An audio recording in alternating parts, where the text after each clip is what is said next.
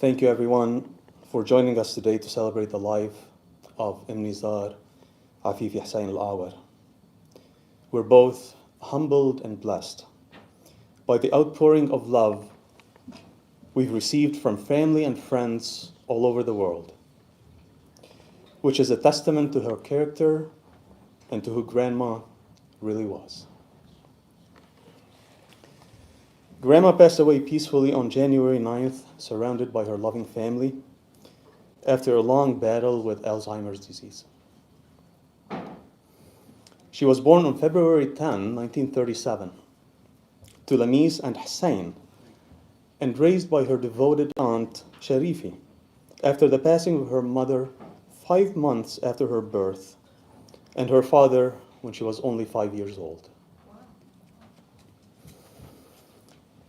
Grandma was preceded in death by her husband, Grandpa Hussein, and her 3 older siblings, brother Mahmoud, and sisters Jamal and Latifi.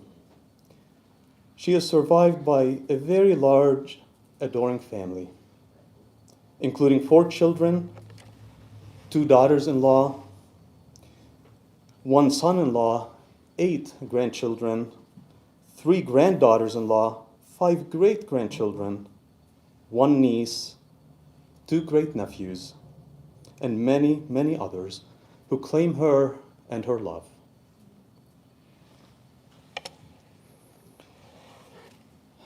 First to share memories with us is Umayma, who's Afife's only niece. Umayma was like her 3rd daughter. She spent a great deal of time at her side and was here with her during her final days with us.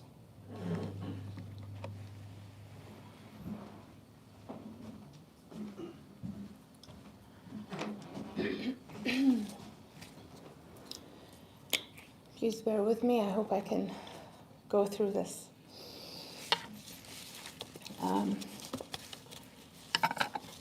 Afife was a second mother to me. She and my mother were extremely close, not only because they were sisters, but I think also because of life circumstances. As Walid said, they were orphaned at a very young age. Then in the 1950s, both their older sister Jamal married and left to Brazil, and their brother Mahmoud passed away in a tragic accident. So for most of their lives, they had only each other as siblings, and they held on tight. So to many in the extended family, Latife and Afife always came as a package as far as sisters are concerned. And as their children, we always saw them as such. Afife was a second mother to me, and Latife was a second mother to Najwa, Nizar, Nada, and Majid. When I tried to collect my thoughts and put to words the huge impact that Khalti Afife had on my life,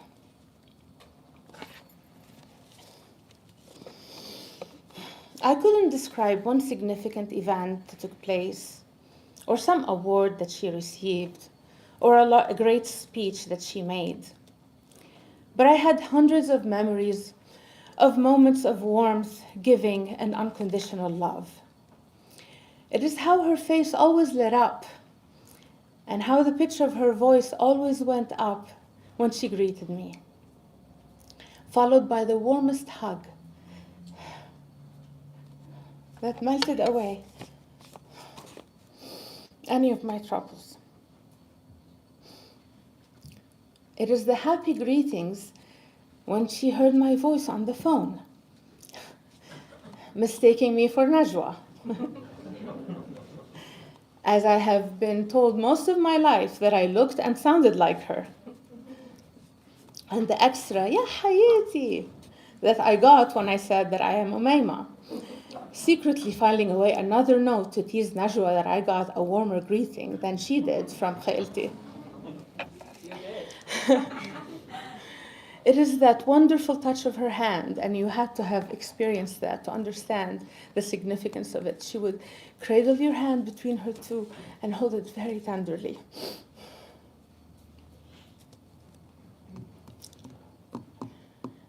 And then there's Khalti Afif's legendary food.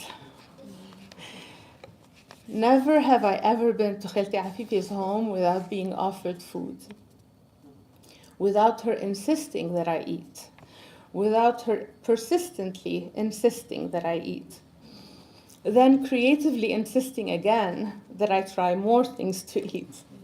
And it really was not difficult to oblige her given the amazing cook that she was.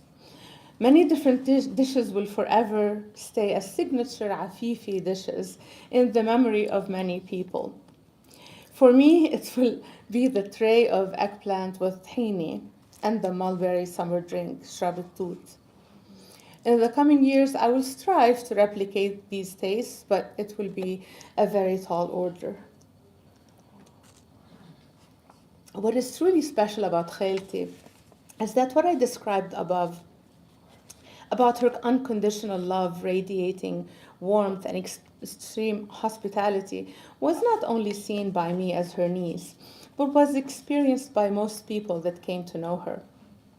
I was simply blessed to get more of it than others because I was closely related to her. There are countless stories of how she brought out full meals to men working in the gardens, or lemonade out to the construction crew, complete strangers working on the road in front of the house, or amazing lunch and dinner invitations she had for friends and relatives. She also insisted that cleaning ladies that helped her keep her house meticulously spotless, and boy was Khailti's house always sparkly and spotless, sat on the table with the family to eat. And she served them food, and again insisted that they eat well and have more. But food was only an outward expression of Khailti's giving. She was fundamentally a selfless person and served without expectation of return, without calculations, without resentment, with forgiveness. There were countless relatives that relied on Khailti and were supported in many different ways by her. Over the years, 6 elderly relatives, 6, spent their last days at Ammi Hussein and Khailti Afif's home and were nursed by Khailti Afife.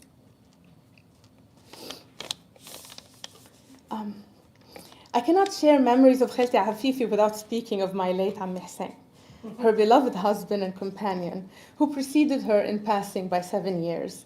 They were inseparable for 61 years in marriage, and Khailti was a devoted wife that catered to Ammi Hussein's every need and comfort. I have many fond memories of them throughout the years, and one special period in particular for me was the time they spent with my parents in the 1980s in Ann Arbor, as they explored the town together, studied together English as a second language, and became the elders and foundation for the community they created of relatives and friends. I also have wonderful memories of the back and forth witty banter that took place between Ammi Hussein and Khailti. Ammi Hussein was a very intelligent man, always able to throw a joke at you. I certainly struggled in finding a quick response to his quips, but not Khailti. She cleverly and quickly dished it back at him. Ammi Hussein used to joke that important decisions, such as war and peace, are left to men. Unimportant decisions, such as where to live, where to go, where children go to school, what to buy, what to eat, what to do, are left to women. In their home, Khailti Afife was indeed left to these unimportant decisions, and she did them exceptionally well. In the last few years, Khailti Afife started retreating into Alzheimer's disease.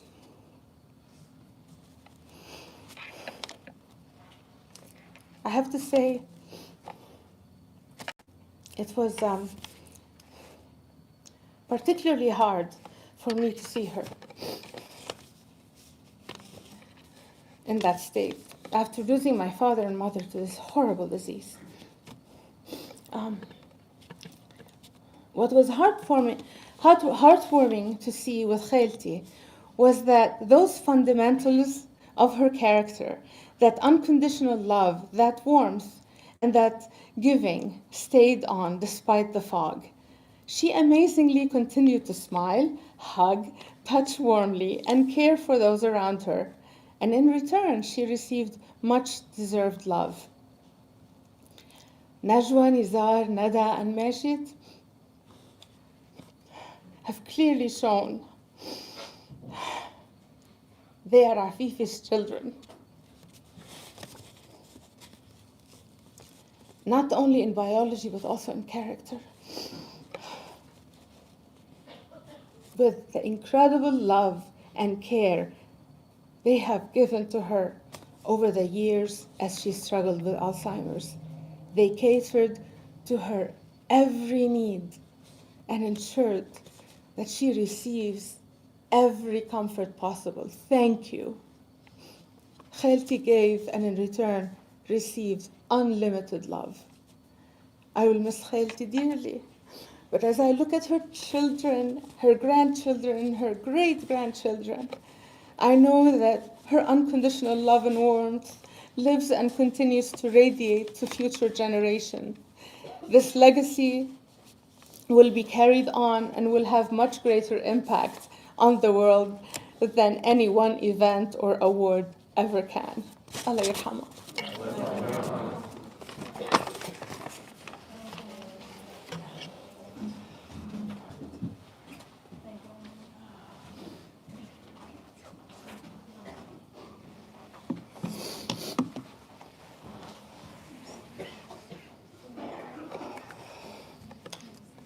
Next is Rabia Muhtar. Rabia was Uncle Majid's high school friend and knew Grandma Afife well back in Lebanon, and he was close to the family when they moved to the United States.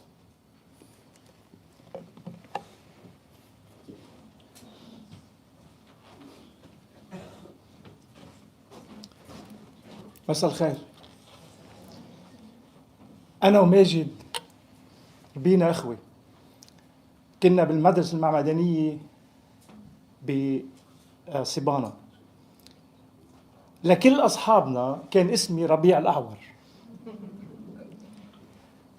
لأنه خالتي عفيفة احتضنتنا وربيت مثل ما ربيت العائلة كلها سوا معهم. كان بيتها مفتوح وكانت محبة. مش رح ما في اتخيل أي شخص ممكن يعبر بصدق مثل ما عبرت أميمة عن خصوصيات خالتي عفيفة. بيتهم بقرنايل كان مفتوح وبيته ببيروت كنا جيران ويا أحلى جيري كانت. فقدت أمي بأول التسعينات وكنت بأمريكا. خالتي عفيفة احتضنتني، كانت الوالدة الثانية لإلي. كنت ساكن بميشيغان، كنت ساكن بإيست لانسينج. كانت عندي الفرحة الكبيرة لما كنت انزل. كان عندي سيارة كبيرة كنت صفها بالباص ستيشن. كنت اجي بالجراي هاوند. كان يروح ماجد ياخذني. الفرحة الكبيرة كنت لما اوصل على البيت كأني واصل على البيت. امي الثانية كانت ببسمتها بحنوتها وبلقمتها الطيبة وبكرمها حس حالي كأني بالبيت. الفترة اللي عشت فيها بلبنان عشت فيها هون مع والدتي الثانية بأن أربر. بتذكرها بالبسمة، بالاستقبال، بالمحبة، بلقمتها الطيبة وبسفرتها دائما مفتوحة. الله يرحمها. الله يرحمها.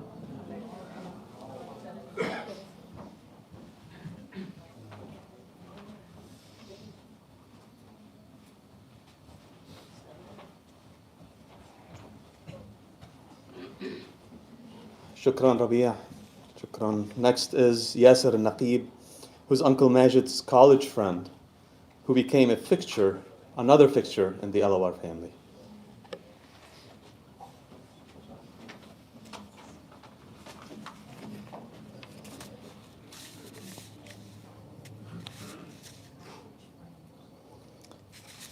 Aunt Afife is someone who elicited the goodness and charity in people. She is the last of her generation, where family and helping others is the purpose of life and living. That generation is virtually impossible to replicate, even in Lebanon of today. And Aunt Afife was quintessentially a Lebanese woman who loved without condition and gave without asking. Loved without condition and gave without asking. To me and many of us, Majid's close friends, we were welcomed to the extended family and we were treated and loved just like Majid and Nizar. She always made sure that we were there at every occasion, every event, every celebration, never failing. My fondest memory of her were when she and Uncle Hussein would often call me to check on me and figure out exactly what I was doing, whether I'm in California or Florida or Delaware. Her usual four questions that started the conversation were as follows. How are you doing and how is work? What's the news from Lebanon and your parents? Third, when are you coming to visit? And fourth, and when are you going to make us and your parents happier by getting married? She would always qualify that last question by insisting, forgive me. I am just like your mom, and I feel that way, and I care that much. I hope you're not offended. And I'm like, Aunt Afife, how could you possibly offend me or anyone for that matter? Now, after all these years, she gave up. So she would, of course, in her call, start the three questions, and then she would skip the fourth, but she says, I'm tempted to be asking that question, but I have given up, but you know how I feel about that.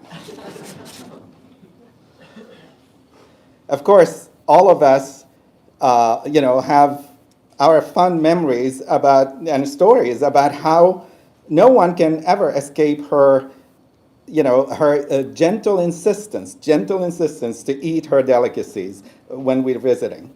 So not even those following a strict diet would escape her insistence. Her winning argument was always, الأكل على قد المحبة. الأكل على قد المحبة. The poor's translation is, you eat as much as you love those who are inviting you to eat. How can you win against that? Her sincere affection and never stopping to care typifies her generation. With her loss, we mourn the loss of those who made us all live better lives and appreciate life even more. To all of us, she was and will always be the endearing, loving Khalti Afife. We console ourselves with the sweetest memory of her unfailing affection that touched everyone who knew her.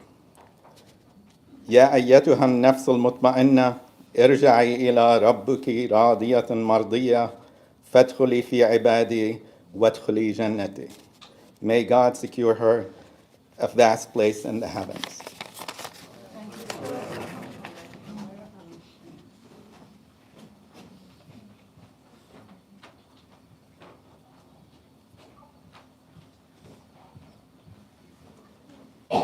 Thank you, Yasser. Next, I'd like to read a letter we've received today from Ustad Nazih Abul Hassan from back home in Lebanon, who's Amel's father and my uncle's Majid father-in-law. It's in Arabic, pardon me, for those who don't understand Arabic. It says, نقول في وداع المنتقلة إلى رحمة الله نزار الكريمة ذات الصفات المحمودة التي كانت أماً حنونة وصديقة مخلصة وقدوة لأبنائها وأحفادها التي أورثتهم المحبة والصدق والأمانة والعاطفة والحنان والأخلاق ومحبة الخير وأهله. وكلنا يرى أن هذه الصفات يتحلى بها الإنسان عن استحقاق من رضا الله عليه ورحمته. رحمها الله. Allah yarhamha. Next is my cousin Ramsey.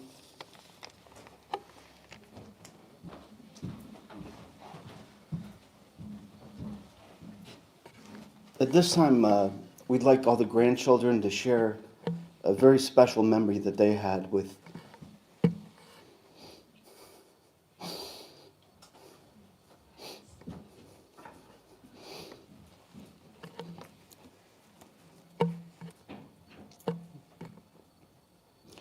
our grandmother. Mazen, Walid, Raja, Maher, Nader, Karim, and Munya. If you guys would like to come up and over here.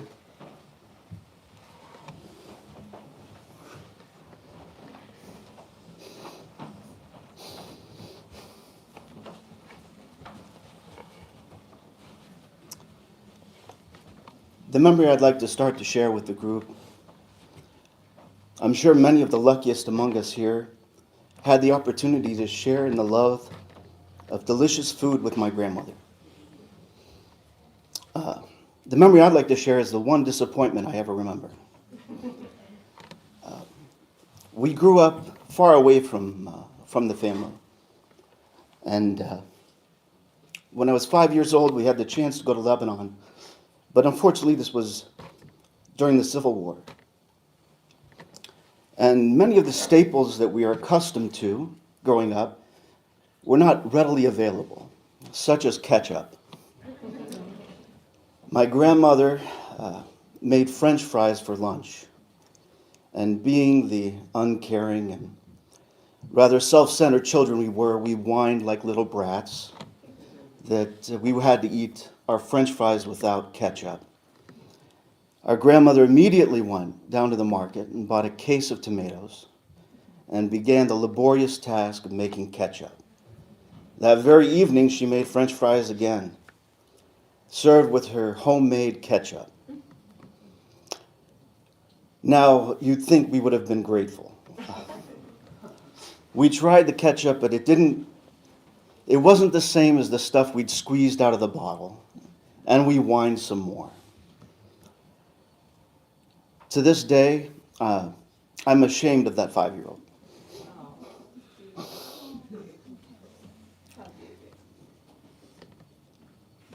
But it's a lesson.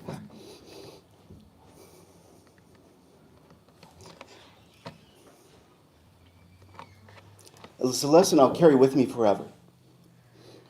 It's a lesson that served me well when my wife decided to serve what she called vegan fettuccine Alfredo,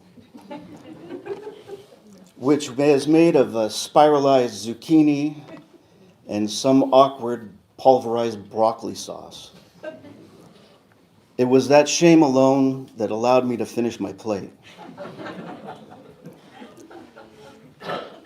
She'll always be the standard of compassion and love that I aspire to be. Master.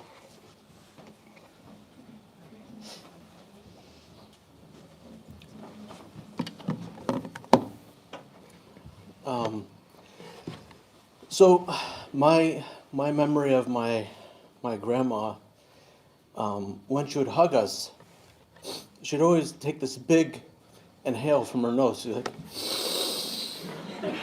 yes, Mallah, you know. And at first, I thought this is a normal thing, except no one else ever did it to me. Because as I later realized, I had odor issues. But my grandma, until the last time I saw her, that's how she would greet us. So big hug and smalla. So I did it with my kids when they're babies. And it smelled fantastic.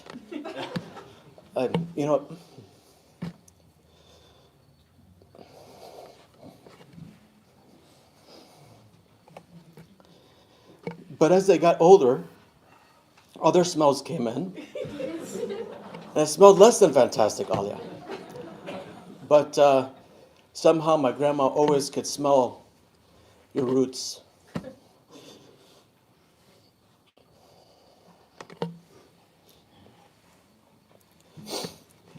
She was smelling your essence, your soul.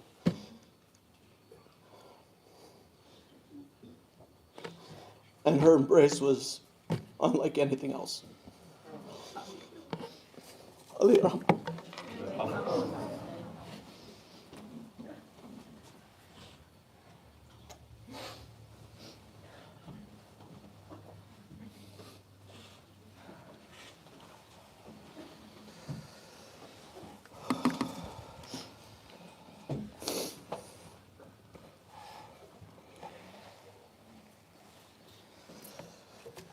You know, growing up in Lebanon, I spent most of my childhood at my grandparents' house. I have vivid memories of my early childhood with my grandma. From learning how to ride the bike, to falling off the bike and breaking my arm, and of all the time she spent not only caring for me, but also creating wonderful, happy memories.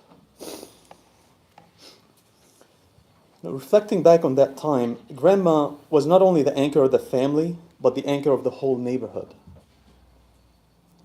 Everybody gravitated towards their house, and it was never empty.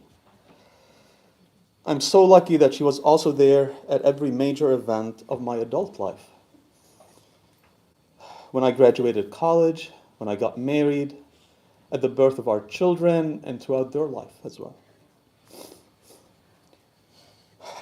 One thing about Grandma is that she loved talking on the phone.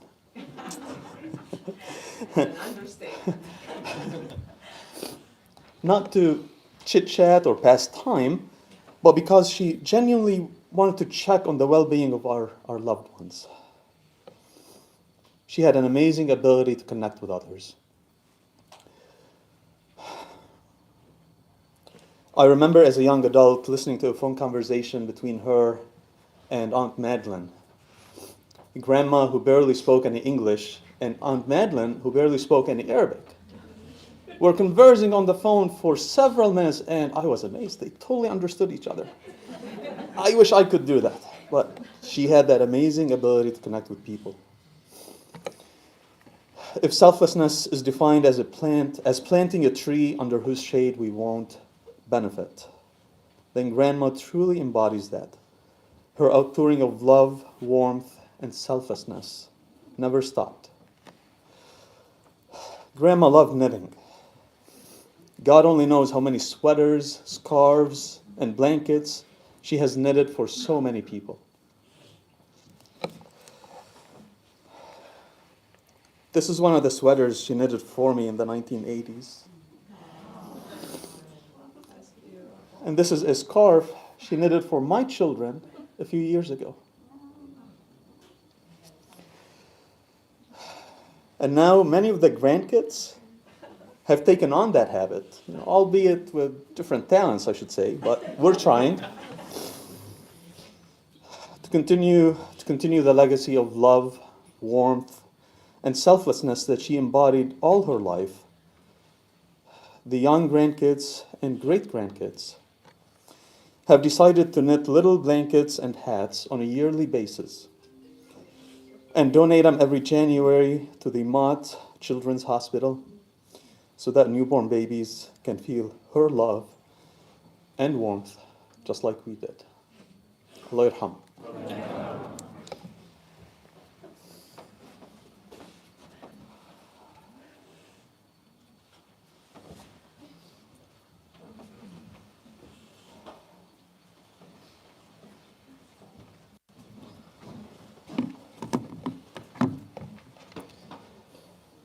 You know, Teta was always a teenager at heart. She had a fiery spark. She was playful, mischievous, and fearless. I remember when she came, she visited us in Saudi, and she discovered that she really, really loved fishing.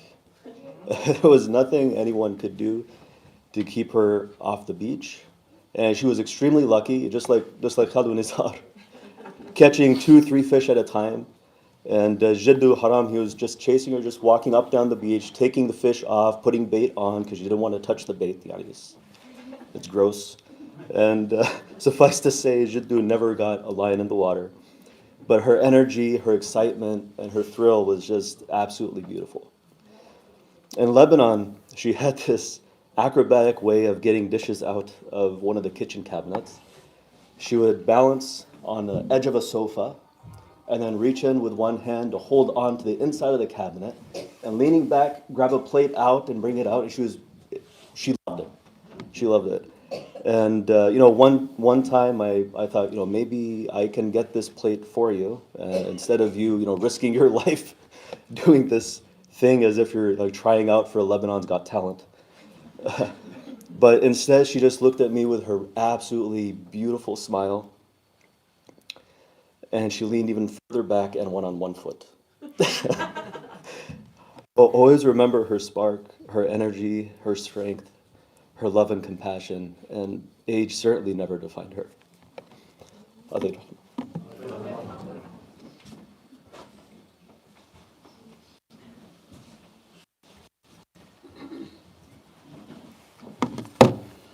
Hello, everyone. So, my grandma, she loved to bring everyone together, as we all are here now. She loved to entertain, she loved to take care of people, make sure everyone was taken care of, treated well. There was never really a stranger in Afife's home. No one was a stranger. Everyone, she knew everyone. And if she didn't know them yet, she will meet them and know them within a few minutes, get to know their whole life story, who their parents are, everything. Because she cared, she really cared. She genuinely wanted to love and show that she loved. If you met her the first time, you were often greeted as if she knew you, as if you knew her, as if you were part of the family. And then often you were generally forced to have some sort of nourishment as well. She kept us fed. That's a fact. But she greeted everyone with love and compassion. She never made herself the center of attention either. She was not someone that, would invite people over and this is my party or anything. No. She took care of people. She made sure everyone was fine. But, you could see in her face, you could see in her eyes that she always had a sense of pride about, bringing everyone together, making everyone happy and taking care of everyone. And I think that's just amazing. I'm going to miss that a lot. I like it.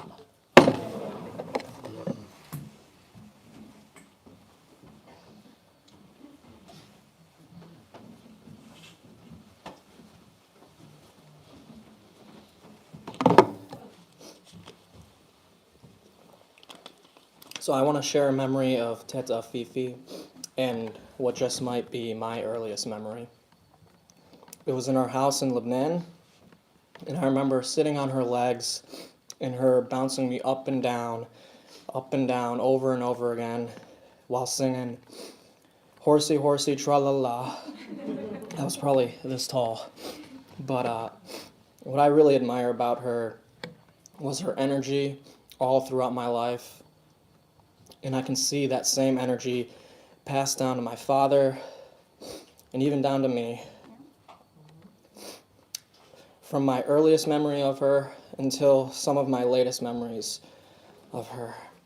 I know that if she could have, she would still be chasing my brother and I around the house with a spoon trying to feed us.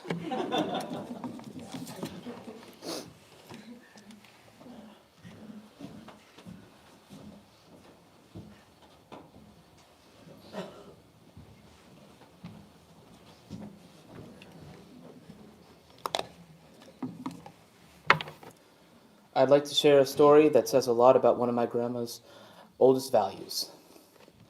Several years ago, my dad and I visited a family friend in Ohio. There I learned how he was in Carnegie in the early 50s, working on his Harvard PhD thesis on anthropology. During our visit, he showed us several note cards from an interview he conducted with a girl in Carnegie. That girl happened to be my beloved grandmother, Afife. To summarize the interview, she spoke of why she rejected a marriage proposal from a very wealthy suitor, stating that she didn't love him and wanted to stay in school. Not long after, she got engaged with my grandfather, who was a school teacher and not very wealthy. Her aunt, who raised her, insisted that he buy her 2 gold bracelets before allowing the marriage to take place. Although they knew that he couldn't afford it, it didn't matter to Afife.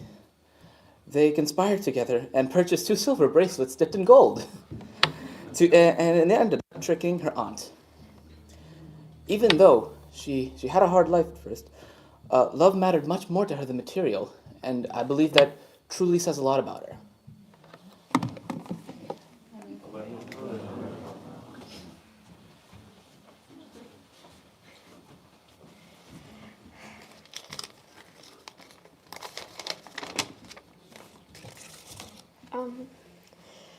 Teta Fifi was an amazing grandmother who showed everyone a lot of love. As she got older, it was our turn to take care of her like she took care of us. Just 3 days after I got my first COVID vaccine, I used my vaccination card to finally see Teta in person after a really long time. The moment I stood in front of her and took off my mask, the moment I stood in front of her and took off my mask, she smiled and had this amazing look in her eye. Maybe she recognized me, maybe she didn't, but even if she didn't know who I was, she knew that she loved me. Through many visits to help feed Teta with my family or on my own, she always had that smile. Despite of her Alzheimer's, it was clear that she recognized her favorite food. She always had a sweet tooth for ice cream. After finishing a home-cooked meal, she would always have more room for ice cream. Teta would have her mouth wide open after every bite, wanting more. Even in her Alzheimer's state, she showed her true self in her kindness to others, and in return, she received kindness back from the staff of Linden Square. They lined the hallways and paid their last respects as she was escorted for the last time from the center. I'm so lucky I got to feed my grandma, and I'm so grateful with all the time I spent with her.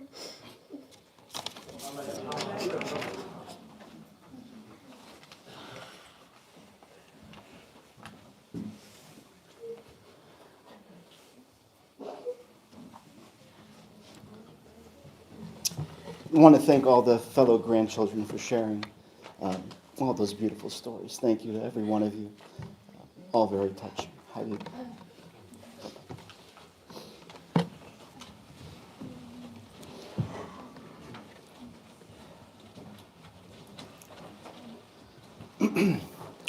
The next person we're going to bring up is my beautiful mother, Nejwa, who was Afife's oldest daughter. And she's going to share the life story of Afife on behalf of the family.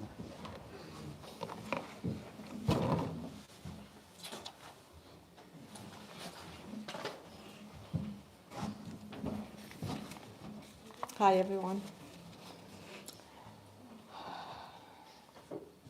Mama, on Christmas Day, Majid wanted to be with you and feed you, and he FaceTimed with us.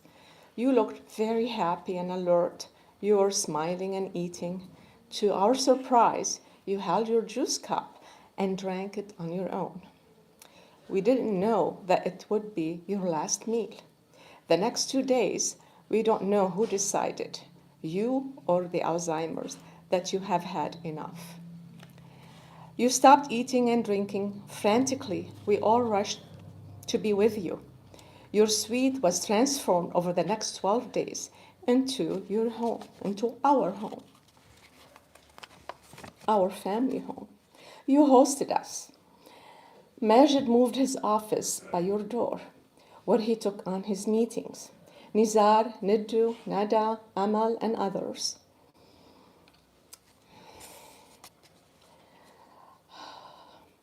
Brought food and drinks. Family and friends gathered every evening to spend every moment they could at your side. We celebrated Munya's Sweet 16. We shared beautiful memories of you.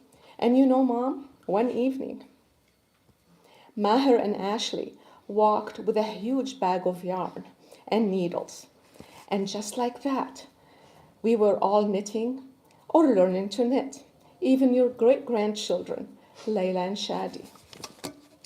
We found ourselves immersed in your favorite hobbies, knitting and walking laps in the hallways, all while you were sleeping so peacefully in the loving company of all those around you. You were as beautiful as always, with your strong heart beating away. You felt our presence. You squeezed our hands. You gave us sweet, loving kisses. And you listened to all your loved ones' voices nearby and from as far away as Lebanon. Then, on day 15, you took your last breath. Our sleeping beauty wanted to be reunited with her charming prince in heaven, just as I saw you in my dream. Mom can't be defined by her last 10 years with Alzheimer's. Mom had 75 of rich, beautiful, active, and vibrant life, which I'd like to share some of it with you.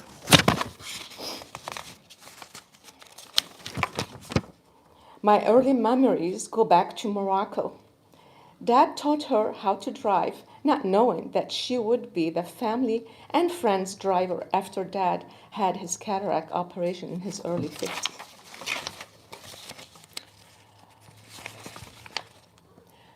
Mom had extraordinary energy. In her leisure time, she would sew, knit beautiful sweaters with intricate designs copied from French magazines. I remember going on car trips with Mom, sitting next to Dad, singing and knitting away. Then her head would begin to sway in all directions. We would laugh and joke about it, not knowing she had fallen asleep. After long car trips, which we frequently took as youngsters, as we reached close to home, Dad would look lovingly toward Mom and ask, Afife, we are almost home. Should we stop? To our surprise, Mom will say, no, keep going for a little longer. He would drive past the house for about a mile or so and come back home. It never hit us why. Then we realized that this is the only time that she had to rest. Otherwise, as soon as we arrived home, she will find millions of things to do. She couldn't stand dust. Yeah. Dad used to joke that whenever they were late, that Mom was waiting for the dust mites to settle before they could leave the house. I don't remember sleeping past 8 a.m. in the summer breaks. We needed to clean up our rooms and help clean the house. God forbid our beds weren't made and the house wasn't in tip-top shape if someone came to visit.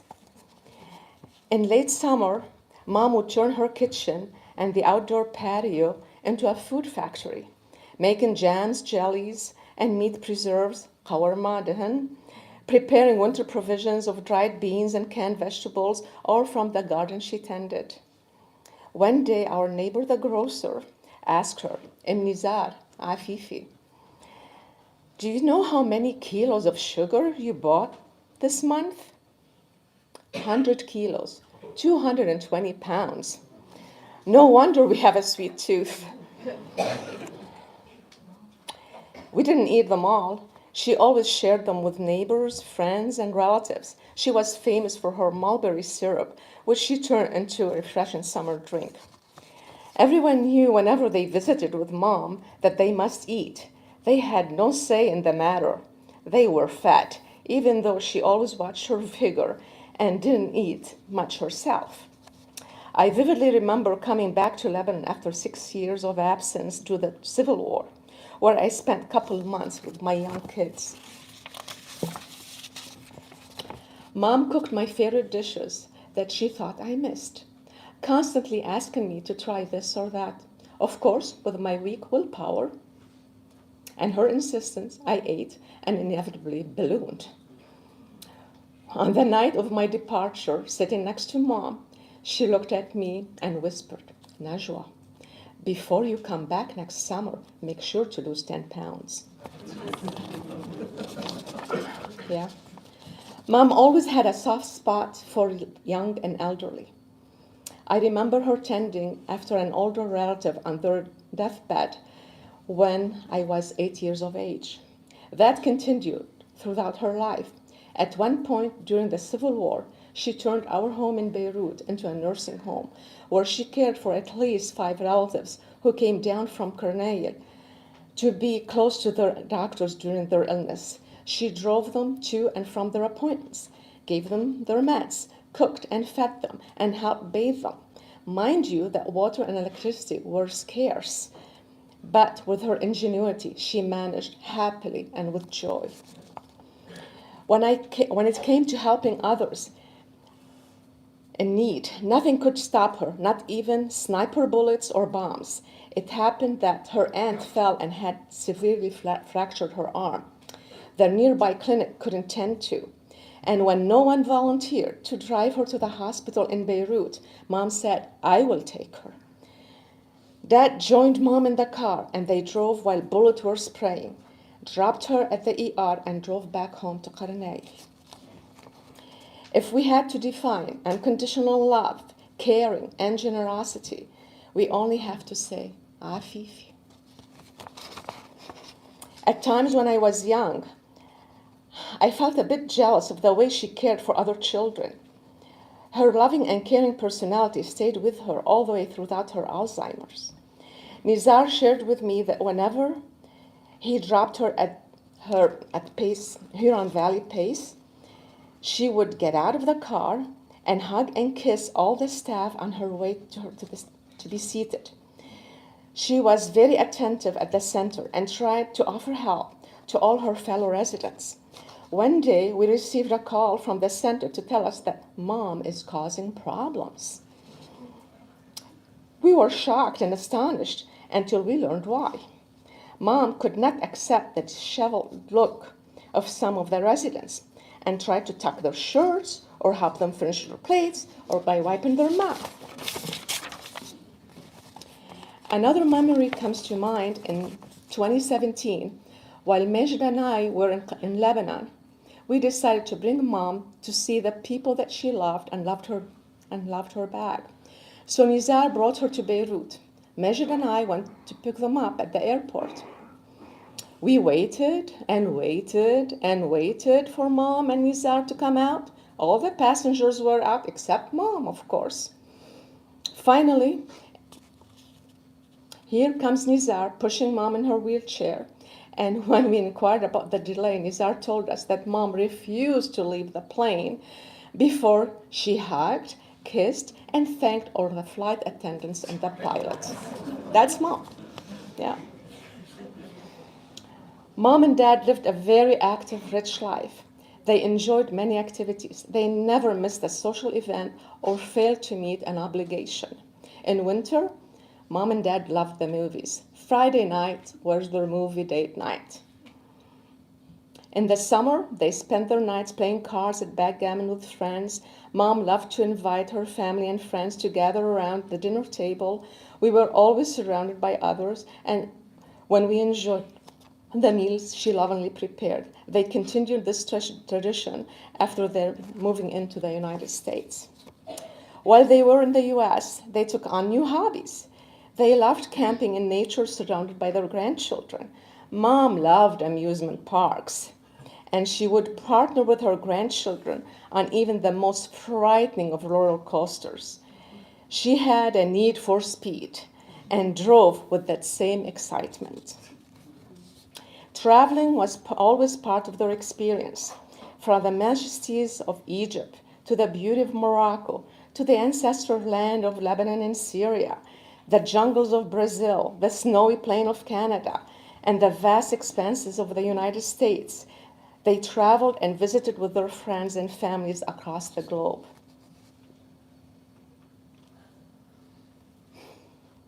Mom, you more than you fulfilled the duties that God intended for you on earth. You did it all with love, compassion, and your ever-present smile. Rest in peace, our beautiful angel. Heaven is so lucky to have you in its embrace. I would like to take this opportunity to thank my loving sister Nada. Where are you, Nada? For all you did for Mom, bring her delicious home-cooked meals and tending for her needs. I would also like to thank loving brothers and sisters Nizar, Majid, Niddu, Amal, and my beautiful niece Munia for all they did for our beloved mother. I feel mom's spirit in you all. I would like to extend a special thanks to all the caregivers at Huron Valley Place, Linden Square, and ProMedica Hospice for the exceptional and loving care they give our beloved Afife. Thank you all for coming. Allah yarhamik, Mama.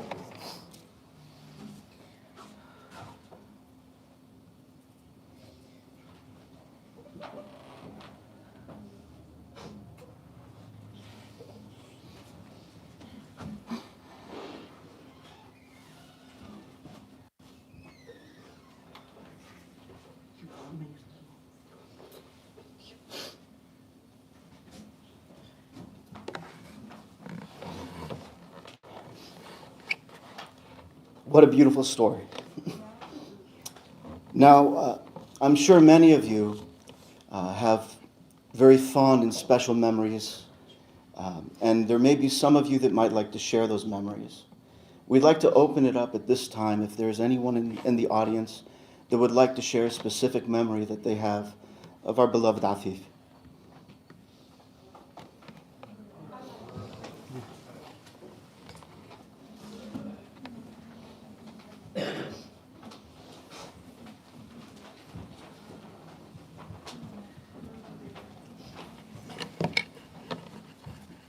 As a friend of the family, I experienced the same love that everyone spoke about from Nizar, Sister Nizar. And as a victim of Alzheimer myself, I understand how tough it is on the family, and it takes a very strong family to go through it. I just want to say that Sit Nizar would be proud of her family and the love that you gave her. It's the same love that she instilled in you. Allah yarham.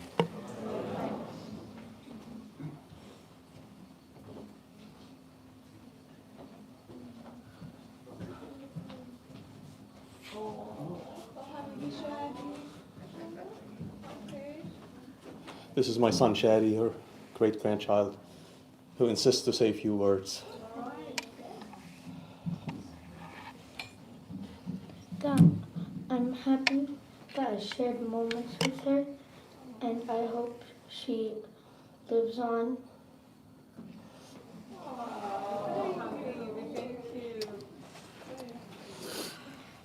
Thank you.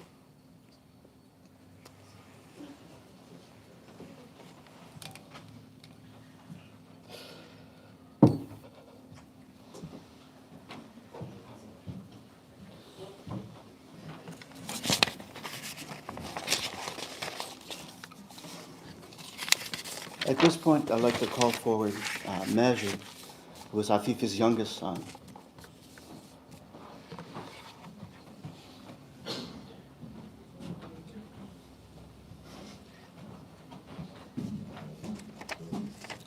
Hello, everyone. I'd like to ask Najwa Nizar Nana to come here, please.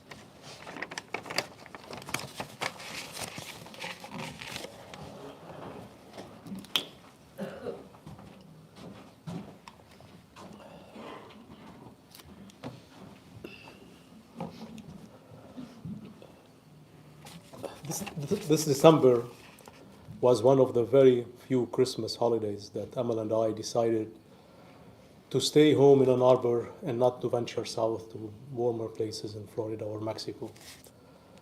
Little did I know that Mom had it all planned out for us. I was so blessed and lucky to be with her daily a few days before Christmas and on a Christmas day, doing what I usually do on weekends, bringing her favorite Lebanese sweet breakfasts, halawat al-jibn, knafi b'jibn, and help her eat.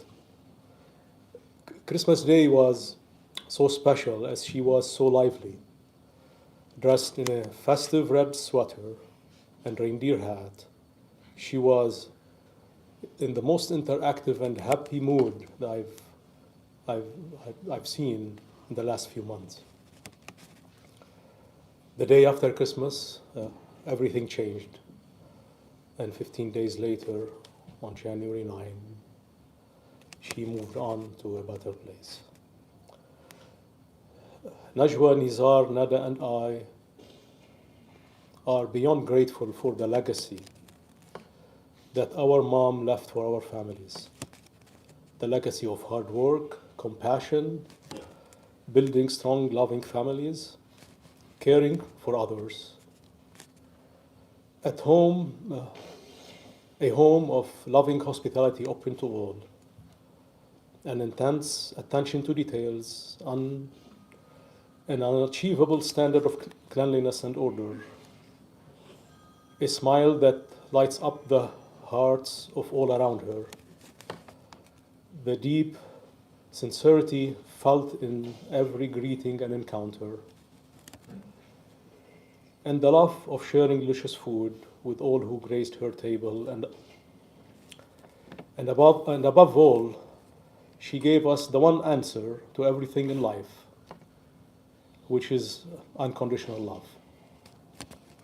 She was a true example of a true believer. She exemplified true grace in all its aspects. We have been overwhelmed by all the love we have received from family and friends from all over US, Lebanon, and the Lebanese diaspora.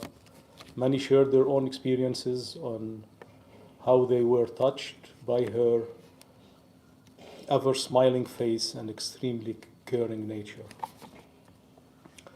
We are also overwhelmed by your much appreciated support and presence with us today.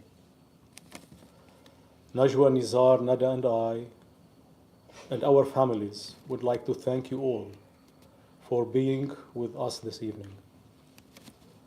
We also would like to thank the many relatives and friends that joined us from many parts of the US and Canada, from California, Nevada, Florida, Washington, D.C., Texas, Delaware, South Carolina, Pennsylvania, Edmonton, Canada. We are thankful that we're the lucky ones to get to call her mama. Her spirit lives on in all the lives she touches. Allah yarhamah. Allah yarhamah. We would like to نقرأ الفاتحة. If you guys would like to share, and everyone can stand up and read الفاتحة.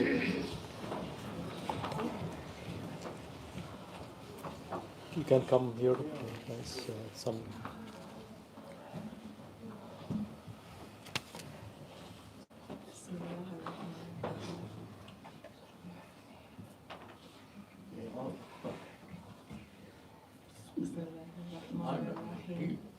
أعوذ بالله من الشيطان الرجيم الرحمن الرحيم مالك يوم الدين إياك نعبد وإياك نستعين اهدنا الصراط المستقيم صراط الذين أنعمت عليهم غير المغضوب عليهم ولا الضالين آمين.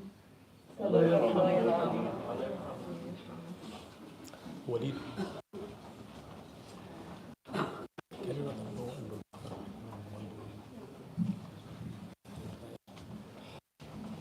At this time, again, we thank you all for sharing your love with us and for being here. The interment will take place on Monday. This will be the conclusion of the funeral service. And for those who are able, we invite you to join us for dinner tonight at Palm Palace on Carpenter Road. Please, we would love for you to join us. Thank you so much.